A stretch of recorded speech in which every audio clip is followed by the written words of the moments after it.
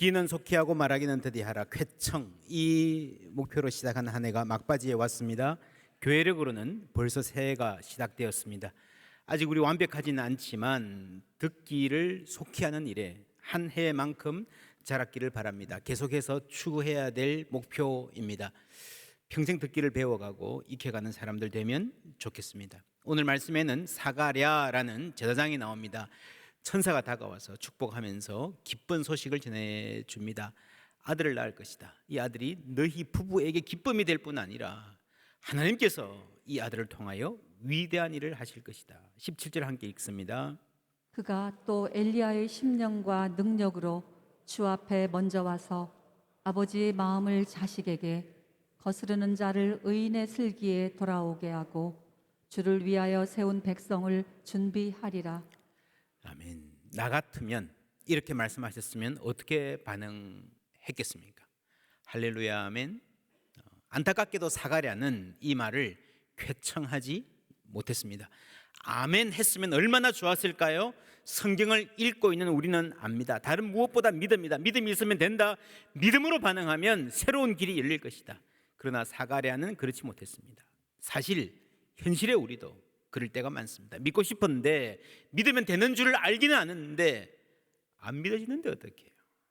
18절에 사가랴가 천사에게 이르되 내가 이것을 어떻게 할리요? 내가 늙고 아내도 나이가 많으니이다. 천사는 이렇게 반응합니다. 함께 읽습니다. 보라, 이 일이 되는 날까지 내가 말 못하는 자가 되어 능히 말을 못하리니 이는 내가 내 말을 믿지 아니함이거니와 때가 이르면 내 말이 이루어지리라 하더라. 이때부터 아기가 태어날 때까지 사가랴는 말을 못하게 됩니다. 안 믿어서 벌 받은 걸까? 그럴 수도 있습니다. 그러나 기억해야 될 대목이 있습니다. 6절 보시면요, 이 두 사람이 하나님 앞에 의인이니 주의 모든 계명과 규례대로 흠이 없이 행하더라. 엘리자벳이 잉태를 못함으로 그들에게 자식이 없고 두 사람의 나이가 많더라. 분명한 것은 이 사가랴와 엘리사벳 부부, 대단한 믿음의 사람, 우리보다 훨씬 더 나은 사람, 하나님께서 이 세례 요한의 어머니 아버지로서 고르고 골라서 세우신 사람들이라는 말입니다. 신실한 사람들이었고요, 이 때도 굉장히 중요한 때였습니다. 9절 10절 읽습니다. 제사장의 전례를 따라 제비를 뽑아 주의 성전에 들어가 분향하고 모든 백성은 그 분향하는 시간에 밖에서 기도하더니. 당시에는 제사장들이 많았기 때문에 이 순번을 따라서 그룹별로 돌아가고 그 중에서도 제비 뽑기를 해서 섬기는데 이게 평생에 한 번 올까 말까 한 기회입니다. 이걸 어떻게 하시겠습니까? 이분이 개인적으로 집에서 TV 보거나 친구들과 잡담할 때 그냥 빈둥거릴 때 하나님 말씀이 임한 게 아닙니다. 경건한 유대인들 가운데서도 가장 경건했던 사람, 그리고 이 사람이 일생을 통틀어서 가장 마음을 가다듬어서 경건하게 준비하고 하나님께 나간 그때 하나님의 음성이 들렸습니다. 그런데도 못 믿었습니다. 쉽지 않은 상황이라는 거죠. 천사가 한 말 13절 함께 읽습니다. 천사가 그에게 이르되 사가랴여 무서워하지 말라. 너의 간구함이 들린지라. 내 아내 엘리사벳이 내게 아들을 낳아주리니 그 이름을 요한이라 하라. 너의 간구함이 들린지라. 무엇을 간구했을까요? 바로 이어서 아들을 낳을 것이다 말했기 때문에 자녀 하나 갖게 해달라고 간절히 기도했을 것입니다. 당시 사람들은 가정에 아이를 갖는 것은요, 하나님의 가장 큰 복이라 생각했고요, 하나님이 나를 기뻐하시는 증거라고 생각했기 때문에 없으면 스트레스고 큰 열등감이었습니다. 영적 열등감이기도 했습니다. 제사장들은 더욱 그랬습니다. 많은 사람들이 제사장이 자녀가 없으면 하나님 섬길 자격이 없다라고 말하기도 하던 때였습니다. 아기가 없으면 어디 가도 기 못 펴니다. 하나님께서 날 미워하시는 거 아닌가, 내가 하나님 앞에 설 자격이 있는가 라고 하는 고민이 있던 차에 그 문제를 해결해 주시겠다는 것입니다. 그런데 이 사가랴의 기도가 그게 다가 아니었을 겁니다. 너의 간구함이 들린지라. 이 간구함 안에는요, 밤낮으로 나라와 민족을 위해서 하는 기도가 있었습니다. 이스라엘의 의인이라면 당연히 그런 소원 갖고 있었을 것입니다. 구약 성경 전체가 이 말을 하고 있습니다. 수도 없이 반복된 예언입니다. 예를 들면 구약에 스가랴라고 하는 성경이 있습니다. 오늘 나오는 사가랴하고요, 구약의 스가랴 같은 이름이에요. 우리나라 사람들이 이름을 영어로 쓸 때, 저도 박인데 PARK 쓰기도 하고 어떤 사람은 BAK라고 쓰기도 해요. 같은 이름이잖아요. 마찬가지입니다. 스가랴, 사가랴 같은 이름이에요. 예언자 스가랴가 했던 말, 이런 말이 있습니다. 8장 3절 한번 읽습니다. 여호와가 이같이 말하노라. 내가 시온에 돌아와 예루살렘 가운데 거하리니 예루살렘은 진리의 성읍이라 일컫겠고 만군의 여호와의 산은 성산이라 일컫게 되리라. 아멘. 여호와께서 왕으로 시온에 돌아오실 것이다. 우리가 앞에 플랜카드에 보라 우리 왕이 오신다 썼듯이 이것이 바로 성탄의 약속이었습니다. 하나님이 친히 시온에 돌아오시기를 기다리는 겁니다. 이것이 당시 이스라엘 사람들의 나라와 민족을 위한 기도의 핵심이었습니다. 그래서 이 하나님의 응답은 사가랴의 개인적인 기도, 우리 태의 문을 열어 주시옵소서 하는 기도와 이 민족의 역사에 하나님의 통치가 임하기를 기다리는 기도가 함께였습니다. 여러분, 나를 위한 기도와 하나님의 나라를 위한 기도가 하나로 모아지는 것은 큰 은혜입니다. 지난 주일에 우리가 감사절을 지냈습니다. 모든 감사가 다 건강한 것은 아니다. 시대의 아픔에 둔감한 감사, 이웃의 눈물에 냉담한 감사는 이기적일 수도 있다 그랬습니다. 나라의 경제가 무너지고 이웃들이 피폐한 가운데에 눈물 흘리는데 나는 사업 대박 나서 너무 감사해요. 감사는 해야 되지만 그것으로 그치면 안 된다 그랬습니다. 기도도 마찬가지입니다. 우리 가족을 위해서, 가족들의 건강을 위해서, 취직을 위해서, 사업을 위해서 기도하는 것 좋습니다. 열심히 해야 됩니다. 그러나 거기서 그치면 안 되는 거예요. 우리 포항제일교회가 부흥하기 위해서 우리는 있는 힘을 다합니다. 그러나 우리만 잘 되는 것이 아니라 우리 교회의 부흥이 이 지역의 약한 교회들을 돕고 한국 교회들의 모범과 도전을 제시해주고 이 지역 사회에도 희망을 주기를 바라는 마음이 우리에게 있어야 됩니다. 여러분 가정에 자녀들이 잘 되는 것이요, 그게 바로 이웃이 복받고 나라가 잘 되는 길이 되면 얼마나 좋겠습니까? 그게 꿈 너머의 꿈인 거예요. 사가랴의 개인적인 꿈은 아이 갖는 겁니다. 내 품에 아들 한번 죽기 전에 안아보면 좋겠다. 그게 좋은데 아이를 낳아서 품어서 한번 아이를 가져보면 내 여한이 없겠다. 그러면 안 된다는 겁니다. 여러분, 신앙인은 그럴 수 없습니다. 거기서 멈추면 안 됩니다. 내 꿈 너머에 하나님의 꿈이 살아있어야 되는 거예요. 하나님은 여기서 민족을 회복시킬 뿐 아니라 세계 모든 민족의 구원의 역사를 베풀기를 원하십니다. 그 꿈이, 그 원대한 꿈이 시작되는 자리가 여기인 겁니다. 1장에서 이 말씀 나오는데요, 2장 10절에 이런 말씀 나옵니다. 함께 읽습니다. 천사가 이르되 무서워하지 말라. 보라, 내가 온 백성에게 미칠 큰 기쁨의 좋은 소식을 너희에게 전하노라. 아멘. 1장에 우리 가정의 기쁜 소식이 2장에서 온 백성에게 미칠 큰 기쁨의 좋은 소식과 연결되는 거예요.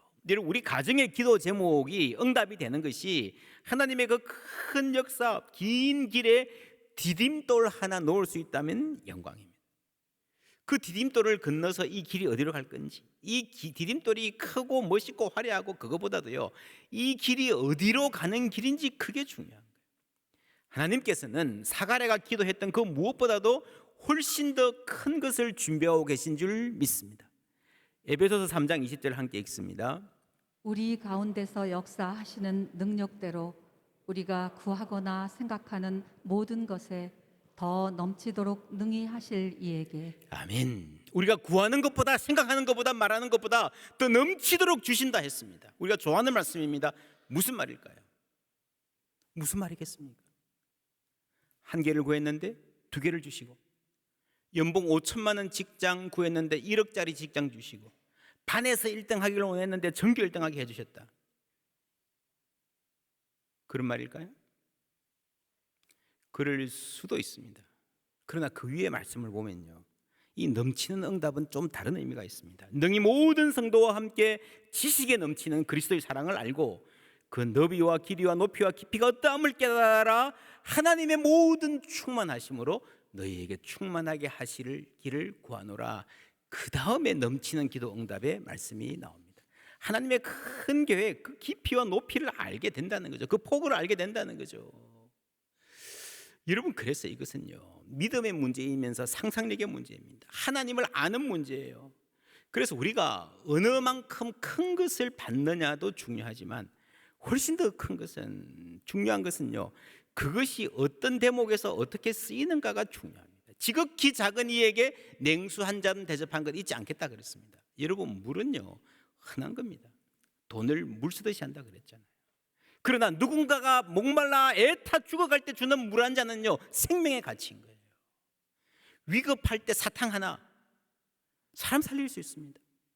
여러분, 최근에 유명해진 커피 믹스, 광부들의 생명을 구한 이야기 여러분 아시지 않습니까? 결국요, 가치라고 하는 것은 그 자체의 가격이 아니라 어디에서 어떻게 쓰이나에 달려 있는 거예요. 같은 돈, 똑같은 액수를 가지고도 긴유하게 쓰는 사람이 있습니다. 그래서 여러분, 돈 버는 것도 힘들지만 쓰는 것은 더 어려워요. 돈 잘 버는 재주를 가진 사람은 많지만 지혜롭게 쓰는 사람은 정말 찾기 힘듭니다. 여러분, 살아보세요. 결국 남는 거는요, 잘 버는 사람이 아니고 잘 쓰는 사람이에요. 여러분, 돈을 소문날 정도로 잘 벌면 사람들이 존경할까요? 그런 척 할지는 모르지만 하나님은 어떠실까요? 나 자신, 나의 재물, 나의 재능, 나의 건강, 나의 성공, 나의 성취, 나의 인간관계들, 여러분, 이것이 어떻게 쓰임 받기를 원합니까? 오병이요, 사실 작은 것이잖아요. 오늘도 저녁 7시 반이 되면요, 전국의 수많은 편의점에서 유통기한 지났다는 이유로 폐기될 도시락들이 많습니다. 근데 그것 중에 하나예요. 그냥 대단한 가격 아닙니다. 그러나 그것이 어떤 위치에서 어떻게 쓰일 때에 위대한 가치를 담게 되는 거예요. 예수님 예루살렘 입성하실 때에 태운 낙이 주께서 쓰시겠다, 사실 별거 아니에요. 2시간 렌트카, 나귀를 가지세요 드린 것도 아니에요. 그러나 여러분, 그것이 역사의 가장 소중한 순간이 될 수도 있는 거예요. 우리와 우리 자녀들의 인생이 그렇게 쓰임 받기를 원합니다. 여러분, 큰 성공하고 많이 가지는 것도 좋지만요, 귀하게 귀한 자리에서 쓰임 받기를 소망해야 됩니다. 2등은 아무도 기억하지 않는다. 한때 그런 말 유행했습니다. 사실은요, 1등도 기억 못해요. 여러분, 학교 다닐 때 1등 하던 친구 이름 기억하십니까? 아닐걸요. 오래오래 좋은 기억으로 남는 사람은 따로 있습니다. 어둠이 한기처럼 스며들고 뱃속에 붕어 새끼 2마리 요동을 칠 때 학교 앞 버스 정류장을 지났는데 먼저 와 기다리던 선재가 내가 맨 책가방 지퍼가 열렸다며 닫아주었다. 아무도 없는 집 썰렁한 내 방까지 붕어빵 냄새가 따라왔다. 학교에서 받은 우유 꺼내려 가방을 여는데 아직 온기가 식지 않은 종이봉투에 붕어가 5마리, 내 16 세상에 가장 따뜻했던 저녁. 여러분, 이 온기가요 수십 년 갈 수도 있습니다. 큰 게 문제가 아니고요, 똑똑한 게 문제가 아니고요, 하나님이 어떤 자리에서 어떻게 쓰시는가가 문제입니다. 우리 인생의 최고의 감사는요, 많이 가지는 게 아니에요. 쓰임 받는 거예요. 하나님께서 우리의 기도에 넘치도록 응답하신다. 내 손에 쥐는 그 자체를 넘치도록 해주신다. 여러분, 그것도 좋겠지만 무엇을 가졌든 내 삶을 하나님이 사용하신다는 감사가 우리에게 넘치기를 바랍니다. 그래서 우리의 인생이 가장 기묘한 곳에, 하나님 기뻐하시는 곳에 쓰이고 싶습니다는 기대와 소망이 우리에게 있기를 축원합니다. 얼마나 가지느냐보다 어떻게 쓰이느냐가 훨씬 더 중요합니다. 우리 인생 얼마나 높이 올라가는가 보다 어떻게 쓰임받는가가, 누구에 의해서 쓰임받는가가 더 중요합니다. 20절 말씀 함께 읽습니다. 보라, 이 일이 되는 날까지 내가 말 못하는 자가 되어 능히 말을 못하리니 이는 내가 내 말을 믿지 아니함이거니와 때가 이르면 내 말이 이루어지리라 하더라. 아멘. 여러분 이것을 얼핏 보면 벌 같아요. 근데 마지막에 뭐라 그럽니까? 내 말이 뭐라고요? 이루어지리라. 이거 벌 아니죠? 벌 아닙니다. 진짜 벌은요 취소하는 겁니다. 하나님, 제가 여기 와봤는데 와보니까 이 사람 아니에요. 믿음 좋아 보이는데 이거 뭐 허당이에요, 허당. 다른 사람 찾아보세요. 하나님, 아닙니다. 그거 아니잖아요. 로마서 11장 29절에 하나님의 은사와 부르심에는 후회하심이 없느니라 하셨습니다. 여러분, 하나님의 선물과 부르심, 값없이 주시는 선물과 부르심이란 말입니다. 자격 없는 자에게 선물 주시고 부르십니다. 우리가 준비 안 돼 있을 때도 있습니다. 그럴 때 하나님이 만들어 가시는 거예요. 이루어지리라. 이것이 오늘 핵심 단어입니다. 여러분, 경로는 바뀔 수 있습니다. 시기는 늦춰질 수 있습니다. 그러나 하나님의 계획은 반드시 이루어지는 줄 믿습니다. 이스라엘이 가나안 땅에 마침내 들어가잖아요. 40년을 기다려야 됐습니다. 내가 자격이 안 되면 갖출 기회를 주시는 거예요. 이 침묵은 사가랴를 여러분 불합격시키는 게 아니라 자격을 갖추게 만드시는 하나님의 계획이에요. 이스라엘의 광야 학교, 사가랴의 침묵 학교, 하나님만 바라보게 하는 훈련입니다. 그래서 하나님의 음성에 민감한 사람이 되는 거예요. 그래서 하나님은 결국 그 약속을 이루셨습니다. 여러분 성경책 갖고 계시면 한번 보시겠습니까? 누가복음 1장 1절 뭐라고 나옵니까? 우리 중에 이루어진 사실에 대하여. 굉장히 중요한 말씀. 첫 마디, 우리에게 이루어진 사실에 대하여. 보통 사람이 역사를 쓰면요 뭐라고 쓰는가 하면 우리 중에 일어난 일에 대하여, What happened to us, 이렇게 쓸 거예요. 그렇죠? 근데 이건 What was fulfilled among us. 다르죠? 여러분 엄청난 차이입니다. 우리 중에 그냥 이런 일이 일어났습니다가 아니고요, 이런 일이 이루어졌다는 거예요. 하나님이 오랫동안 계획하시던 구약 성경을 통해서 예언하고 예고하시고 기대하게 만드시는 그 일이 마침내 그리스도에 의해서 이루어졌다는 말입니다. 그게 복음이에요. 그냥 일어난 일 아니에요. 우리 중에 이루어진 일이라는 거예요. 그리고 20절에 1절에서 이루어진 일에 대하여, 전체가 그런 일이에요. 그렇죠? 그리고 20절에 가면 사가랴의 가정에 이 일이 이루어지이다. 할렐루야. 분명한 연결이 있죠. 그렇죠? 하나님은 이 큰 계획 속에서 우리를 부르시는 거예요. 그래서 여러분 무조건 아무데나 머리 디밀고 복 주세요, 사업 대박 나게 해주세요, 우리 자녀 공부 잘하게 해주세요, 그게 아니라 하나님의 그 크신 계획 속에서 오늘 나의 걸음이 하나님의 뜻의 실현을 위한 걸음으로 쓰임받았으면 좋겠습니다. 이런 소망이 우리에게 살아있어야 돼요. 그것이 우리 인생을 값지게 만들고 결국 우리에게도 복이 되는 거예요. 여러분 공부 1등 하는 아이가 무조건 10등 하는 아이보다 보람있고 값지게 산다는 보장은 없습니다. 물론 할 수만 있으면 조금이라도 잘하면 좋습니다. 노력해야 돼요. 그런데 여러분 반드시 그렇지는 않아요. 잠언 3장 6절 함께 읽습니다. 너는 범사의 그를 인정하라. 그리하면 내 길을 지도하시리라. 아멘.